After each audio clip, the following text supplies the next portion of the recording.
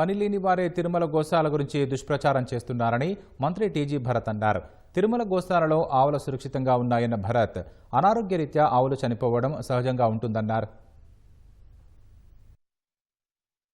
గోశాలది వాళ్ళకి ఏమీ లేదు. ఇప్పుడు వైఎస్ఆర్ పార్టీకి దే ఆర్ జాబ్లెస్. సో వాళ్ళకి ఏదో ఒక ఇష్యూ మాట్లాడాలనుకుంటారు. అసలు గోశాలని వాళ్ళు చూసుకోవాలా, ఆ గోమాతల్ని కాపాడాలనే ఉద్దేశం వాళ్ళకి ఎప్పుడూ లేదు.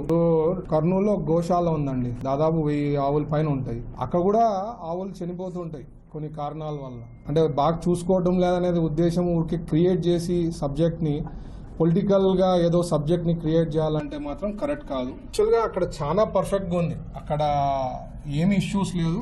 Just to create some sensation ఏదో క్రియేట్ చేయాలని చెప్పి ఉద్దేశం వాళ్ళకి. ఎందుకంటే జాబ్లెస్ ఉన్నారు వాళ్ళకి. సో జాబ్లెస్ ఉన్నప్పుడు ఏదో ఒకటి చెప్పాలా, ఒక టార్గెట్ పెట్టుకుంటారు. పెద్దవాళ్ళు ఏదో చెప్తారు, ఇది మాట్లాడాలని వాళ్ళు మాట్లాడుతారు. So it's not a issue at all. మనం పెద్ద కన్సిడర్ చేయరాదు దాని సబ్జెక్ట్.